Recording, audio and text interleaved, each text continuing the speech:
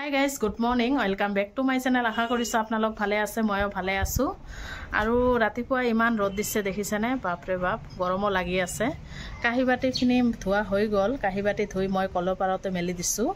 কাৰণ টেবুলটোত নহয়, এয়া জলকীয়া শুকা দিছো সেই কাৰণে। আৰু কেইটামান আছে কাহিবাটি ধুম। আৰু দুপৰীয়া কি বনাম দেখাম আপোনালোকক। সজনাটো কাটি ললো। এয়া সজনা কাটি ললো আগত।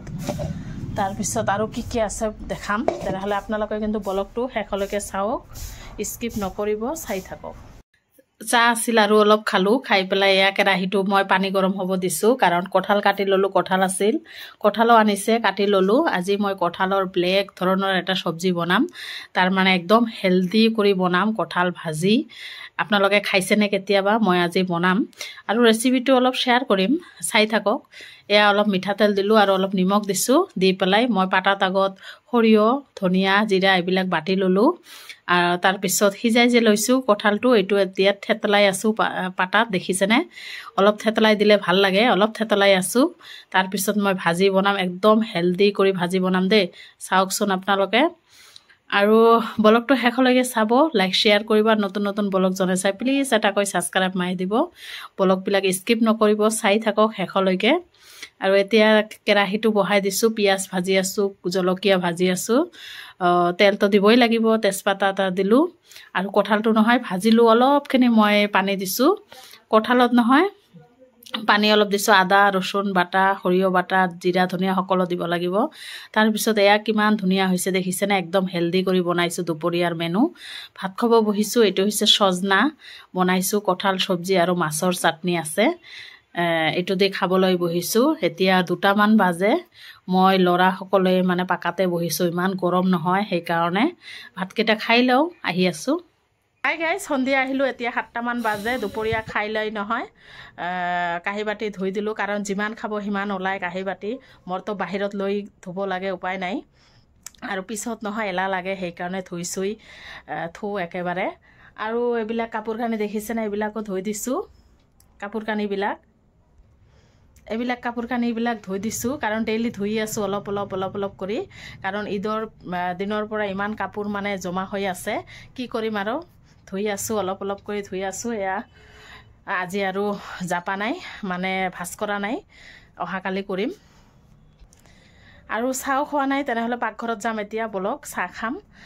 চাহও খোৱা নাই, আপোনালোকে চাহ খাইছেনে? এতিয়া 7টামান বাজে, মই আজি চাহ খোৱা নাই, চাহ খাম এতিয়া। আৰু ল'ৰা নাই, ল'ৰা গৈছে তাই বজাৰত, তাৰ চাইকেলটো ঠিক কৰিব। তেনেহ'লে বলক পাকঘৰত সোমাওঁ। চাহ ল'ৰা বনাইছে, জাষ্ট গৰম কৰি আছোঁ, কাৰণ মই খোৱা নাই, তাই খাইছে।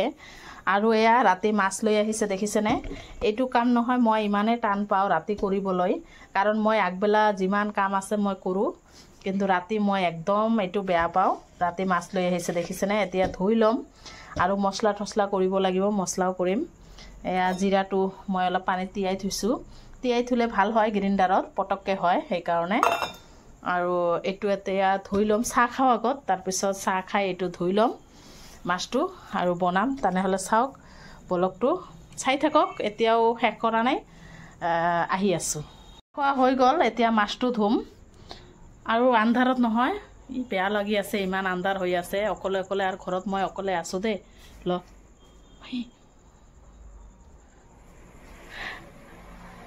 দেখিছেনে? এটা শব্দ কৰিছে এইপিনে, মই অলপতে ভয় খাই গৈছোঁ। এয়া পিছফালে দোকান আছে, এইটো মানে প্লাইৰ দোকান আছে। দে ল'ৰা আহোক, কেতিয়া আহে, আহিলে মাছটো ধুম। ক'লে আৰু মই বাহিৰত নাযাওঁ, ভয় খাওঁ নহয়, সেইকাৰণে। তেনেহ'লে ব্লগটো আপোনালোকে শেষলৈকে চাই থাকক। গাইজ, ল'ৰা আহিছে আৰু এয়া ঠাণ্ডা খাই আছে, তৰমুজ। আৰু এতিয়া মাছটো ধুম আৰু ভাতো বনাম। ভাতৰ কাৰণে চাউলটো ধুই আনিম, বাহিৰত যাম এতিয়া। তেনেহ'লে ব্লগটো চাই থাকক আপোনালোকে শেষলৈকে। গাইজ, মাছ ধুব আহিলোঁ কলৰ পাৰত, মাছটো ধুই লওঁ, তাৰপিছত দেখাই আছোঁ।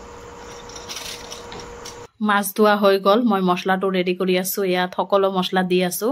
ৰাতি আৰু বাটা নকৰোঁ, গ্ৰাইণ্ডাৰতে মছলাখিনি কৰি ল'ম। ৰাতি নহয় ঝামেলা হয় এনেকুৱা কৰিবলৈ, মাছ ঠাছ বনাবলৈ। মাছ ধোৱা হৈ গ'ল আৰু মছলাও হৈ গ'ল। ইয়াত পিঁয়াজ, জলকীয়া আৰু ৰচুন আৰু অলপ জিৰা, ধনিয়া দিছোঁ, হৈ গ'ল।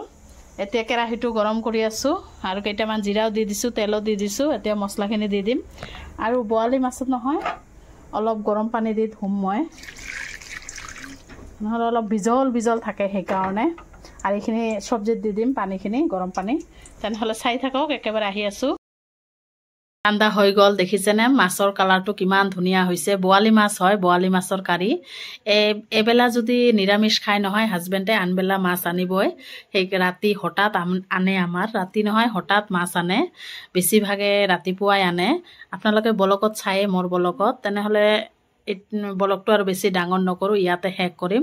আকৌ আহি আছোঁ নেক্সট ব্লগত। এইটো হাজবেণ্ডৰ কাৰণে ভাত ওলাই আছোঁ, মাছৰ কাৰী আৰু ভাত, গৰম গৰম ভাত।